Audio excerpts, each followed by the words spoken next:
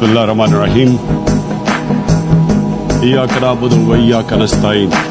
High বন্ধুরা, আমাদের Ashad agro ফার্মে এই সাদা ধপধপে গরুটি কুরবানি দেওয়ার জন্য নিয়ে আসা হয় এবং তাই একটু অন্যরকম ভিডিও করে দেখাচ্ছি আপনাদের।